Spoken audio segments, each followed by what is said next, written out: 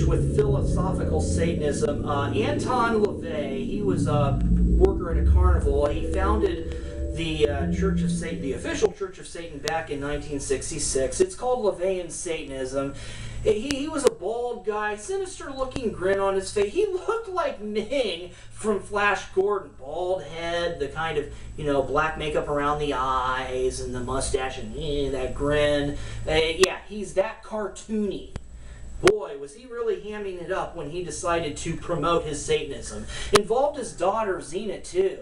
And that's not unusual. He had her baptized, satanically baptized, and made sure that the whole world was aware of it, and got a whole lot of publicity. And she got tired of defending her father's crap and defected. Now, when it comes to really young cults or religions, whatever you want to call them, that is not unusual.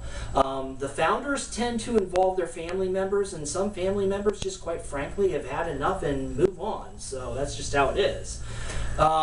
Boy, this organization, and they don't really seem all that satanic to me so much as they're just a bunch of perverts. They love to screw. They're all about the hot, cakey sex.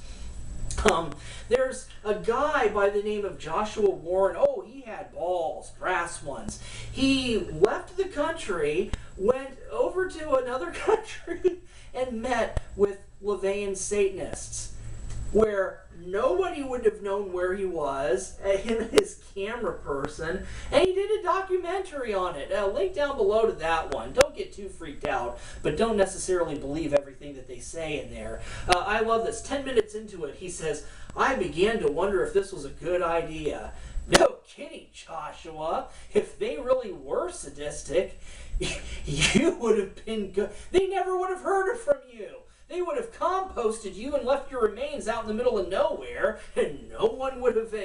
What a moron. Wow. That was not the smartest move.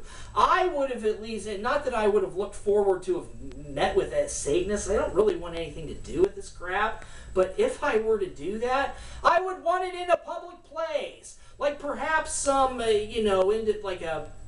like a room used for parties that want to have their own little thing in a public place, and then you have a little private meeting in a room. That kind of thing.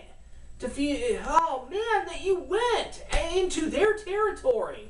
Oh my God. And then you have Peter Gilmore, since LaVey's dead. He's now called the Black Pope. Black poop is more like it. What a moron. Hey, you hear him near the beginning. He says, yeah, we stick, but you see, there's a thing that they say. They show no mercy, and anyone that attacks them, they attack back with no mercy. And the world kind of looks at, really? What do you mean by that? And they didn't like that. Oh, it's nothing bad. We would much rather stick pins in dolls. We find that therapeutic. Get a punching bag, Peter. Hey, I would much rather lift weights and hit the heavy bag for a while. It's exercise, and it's not nearly as questionable. They have satanic sins, and guess what the big one is? They hate stupidity. Well, how smart is that, Peter? Putting yourselves out, hey, come on. Exercise. Punching a punching bag. Not nearly as questionable. A win-win for you guys. But then why would you call yourselves Satanists if you don't believe in Satan? Yeah, they don't believe in Satan. They consider the fictional character Satan to be a good idea, like something to aspire to. Oh my God. They have a membership card. There's an application process where you sign on the dot. You never sign on the dotted line. Spirituality should never, ever require you signing on the dotted line for any religion or non-religion, as this one seems to be a philosophy, but it's called a church. And I bet you that it has to do with money. Come on, they're officially recognized. The church, the official church of Satan, I guarantee you they're under the umbrella protection of when it comes to certain countries and the laws that they have. I bet you that's why he did it. Come on. There has to be selfish motivations behind that. And let's talk about the money. The red card of membership, $200. I'm sure a good portion of that goes to Peter. Oh my God. Most people who go this route of LaVeyan Satanism and join this official church are the people that felt left out and didn't quite fit in. And I'm thinking that when it comes right down to it, when they give their money and they join, most of them are going to realize on down the road that it has done nothing for them. Nothing. This is, after all, self-serving. What is in your best interest? How smart is it to be part of LaVeyan Satanism and have the world look at you like you're up to something? Hey, it's stupid. There's no shortage of self-indulgence. They might as well have called themselves the Church of Self-Indulgence, and they wouldn't have received nearly as much flack. They really shouldn't have used the word Satanism. It wasn't smart. That was stupid. Wow. Talk about violating that law of theirs. Oh my God.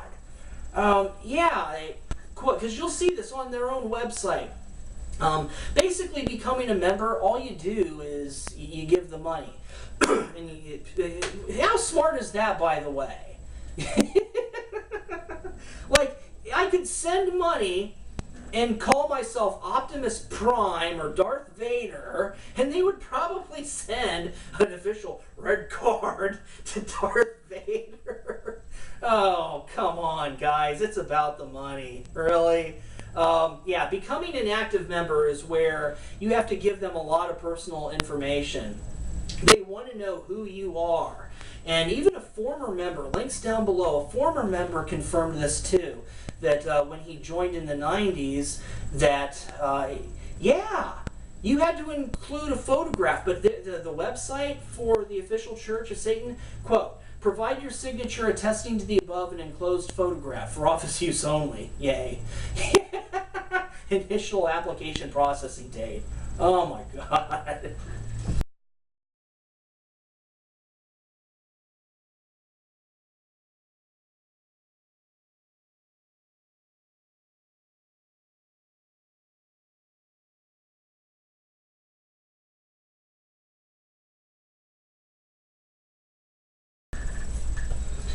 Okay, I had to take a moment because I really have trouble taking LaVeyan Satanism seriously. Okay, quote, do not give opinions or advice unless you are asked. Tough crap. I'm going to give my advice anyway.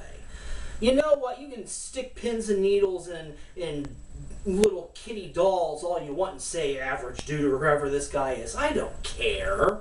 Hey, you've got to be kidding me. And nobody should have to worry about being destroyed simply for voicing an opinion on something that remains hidden because they're too afraid to be out in the open.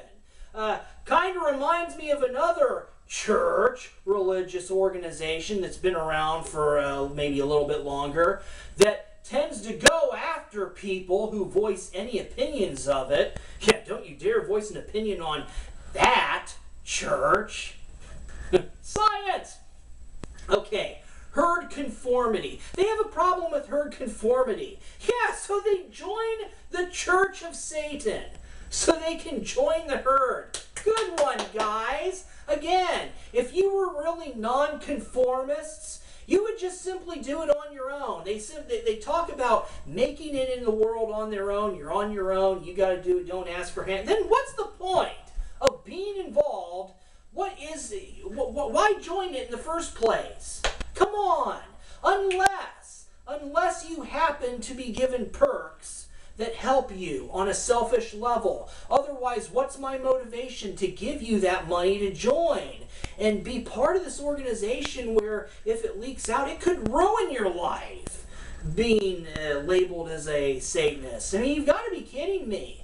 And this is where I honestly think that these people that drop off and just quit, they find out that they've been conned, that they don't get anything, that the networking connections aren't there, that they don't get what they wanted out of it. Yeah, herd conformity. Oh my God.